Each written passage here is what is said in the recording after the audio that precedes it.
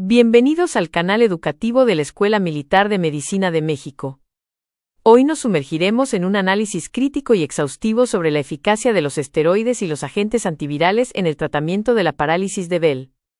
Como podemos observar en los impactantes datos reflejados en nuestra pantalla, la literatura histórica global sobre esta patología ha acumulado más de 45 estudios clínicos involucrando a más de 25.000 pacientes. Las métricas generales prometen una reducción del tiempo de recuperación de un 35% y mejoras en la función facial de hasta un 60%. Sin embargo, detrás de estas cifras tan optimistas y de esta puntuación de eficacia aparente, se esconde una profunda complejidad estadística y clínica. Nuestro objetivo en esta sesión es de construir un metaanálisis avanzado de ensayos controlados aleatorizados para descubrir qué nos dice realmente la evidencia científica más estricta. ¿Y cómo debemos aplicar este conocimiento en el paciente que llega a nuestra sala de urgencias? Para estructurar nuestro análisis, hemos diseñado este cronograma del viaje clínico. Iniciaremos revisando la fisiopatología del nervio facial para entender el origen del problema. En nuestra segunda parada, abordaremos el dilema actual que existe entre las guías clínicas internacionales. Posteriormente, en las estaciones 3 y 4, disecaremos la arquitectura de la evidencia y el escrutinio estadístico desde una perspectiva frecuentista clásica. Luego, en el quinto punto, desafiaremos esos resultados introduciendo la perspectiva bayesiana y su manejo de la incertidumbre. Avanzaremos hacia las alternativas terapéuticas de rescate en el punto 6 para finalmente consolidar todo este conocimiento en una matriz de decisión clínica práctica en los pasos 7 y 8, cerrando con los mensajes fundamentales que deben llevar a casa para su práctica médica diaria. Como podemos observar en la representación gráfica de la derecha, nos enfrentamos a un proceso donde la inflamación aguda y la desmielinización estrangulan las fibras nerviosas. La parálisis de Bell se define como una disfunción aguda de la neurona motora inferior del séptimo nervio craneal. Su etiología idiopática afecta hasta a 30 de cada 100.000 individuos. Fisiopatológicamente, esta inflamación y desmielinización secundaria están fuertemente asociadas a una reactivación viral en el ganglio geniculado. Es crucial recordar que, sin ninguna intervención terapéutica, estadísticamente el 70% de los pacientes recuperarán la función motora completa de forma espontánea. Sin embargo, es en ese 30% restante donde libramos nuestra batalla clínica. Aquí, herramientas como la electroneurografía son vitales. Si este estudio detecta una degeneración axonal mayor al 90%, nos está dictando un pronóstico clínico sombrío para la recuperación espontánea, exigiendo de nosotros una intervención mucho más agresiva y precisa. En la balanza visual de esta diapositiva, enfrentamos el peso y las recomendaciones de dos titanes académicos.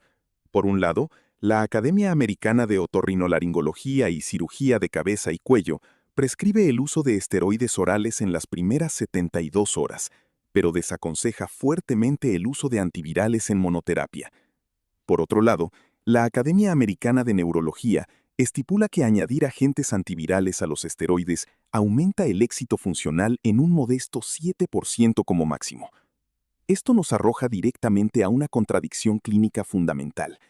La incertidumbre sobre este beneficio marginal realmente justifica los riesgos sistémicos adicionales de la polifarmacia en nuestros pacientes de novo.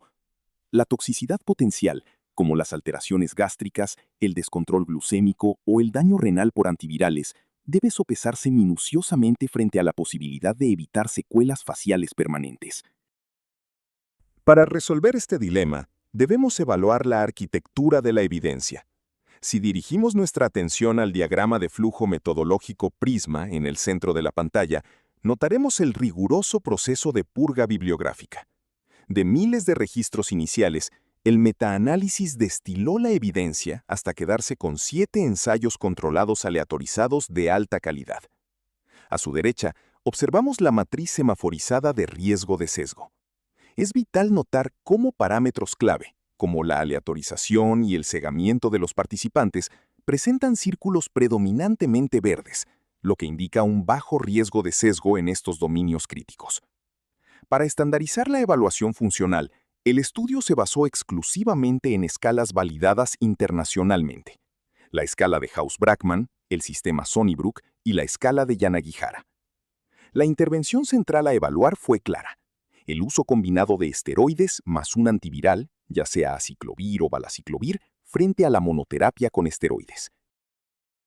Al analizar detalladamente los gráficos de bosque, o forest plots, notamos hallazgos fascinantes desde la estadística frecuentista tradicional. Observen el rombo en el modelo de efectos aleatorios en la parte superior. Su posición claramente desplazada hacia la derecha de la línea de no efecto confirma la superioridad clínica de la terapia combinada, arrojando un odds ratio de 1.798. Esto significa que los pacientes con biterapia tienen casi el doble de probabilidades de recuperar la función facial completa.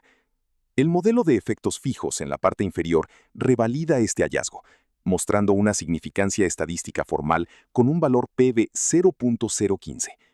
Además, las pruebas matemáticas de asimetría descartaron la influencia del temido sesgo de publicación. La conclusión de esta diapositiva es contundente. Bajo la lupa de la estadística tradicional, la evidencia respalda categóricamente la adición del agente antiviral. Pero la ciencia médica moderna nos exige dudar, y para ello recurrimos a la perspectiva bayesiana. Observen la curva de distribución posterior iluminada en la pantalla. Aunque el pico de la campana se inclina hacia el beneficio de la terapia combinada, presten atención a las colas de la gráfica. La distribución genera intervalos creíbles al 95% que, sorprendentemente, contienen el valor 0. Matemáticamente, cruzar la línea del 0 expone una profunda incertidumbre estructural. De hecho, el factor de Bayes empírico calculado fue de 1.225. En la epistemología bayesiana, un valor tan cercano a 1 se clasifica como evidencia estrictamente anecdótica para el beneficio de la biterapia funcional. Esta contradicción metodológica nos enseña que, al incorporar modelos de probabilidad previa, o priors, se debilita la contundencia absoluta que nos prometían los ensayos frecuentistas de la diapositiva anterior. Ante el fracaso farmacológico o los casos refractarios, debemos conocer nuestras alternativas e intervenciones de rescate ilustradas aquí. En la parte superior, el bisturí representa la descompresión quirúrgica transmastoidea del nervio facial. Basados en la evidencia más estricta, esta técnica invasiva queda reservada exclusivamente como rescate en casos dramáticos, donde se demuestre una degeneración nerviosa fulminante mayor al 95% por electroneurografía. Al centro, observamos el potencial de la terapia física y la electroestimulación selectiva sobre las fibras musculares. Los estudios demuestran que iniciar la fisioterapia tempranamente mitiga de forma documentada la aparición de la temida sincinesia facial a largo plazo. Finalmente, en la parte inferior, la inyección de toxina botulínica tipo A requiere un profundo dominio anatómico por parte del médico. Es una intervención estrictamente personalizada para tratar los espasmos y sincinesias tardías, devolviendo simetría y calidad de vida al paciente.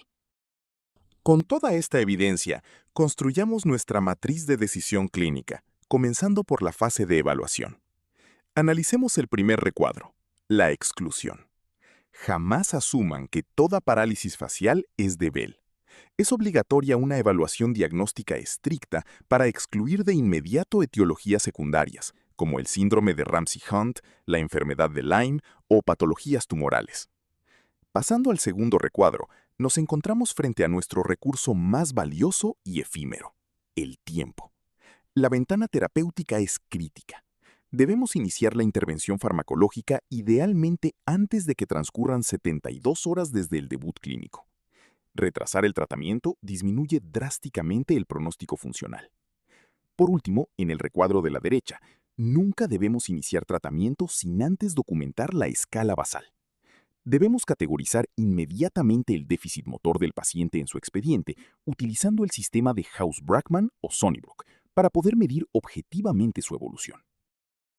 Avanzando a la segunda fase, la estratificación terapéutica nos dicta cómo actuar basándonos en la presentación clínica. Si tras nuestra evaluación inicial catalogamos un fenotipo leve a moderado, las guías respaldan la prescripción de monoterapia con corticosteroides, por ejemplo, prednisolona con una pauta de titulación progresiva.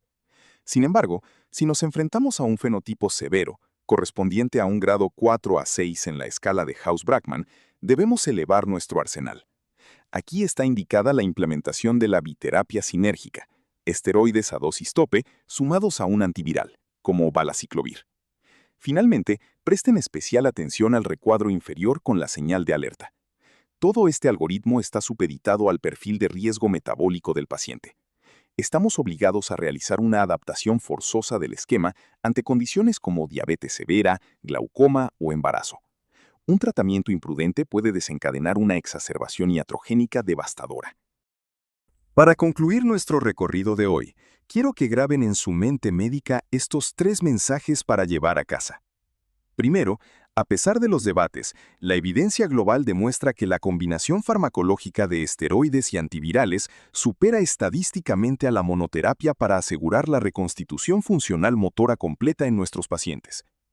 Segundo, el análisis bayesiano nos brinda una gran lección de humildad y exige pericia clínica. Nos enseña a atemperar las expectativas de rescate absoluto frente a las promesas dogmáticas de las estadísticas frecuentistas, recordándonos que siempre existe un margen de incertidumbre inherente a la biología. Y tercero, el éxito clínico definitivo nunca será una receta de cocina. El éxito radica en la estricta personalización fenotípica del tratamiento, reconociendo las comorbilidades del individuo y ejecutando nuestro abordaje dentro de la ventana dorada de plasticidad nerviosa menor a 72 horas. Estimados colegas, la medicina de excelencia es un puente en constante construcción entre la curiosidad científica y la empatía clínica.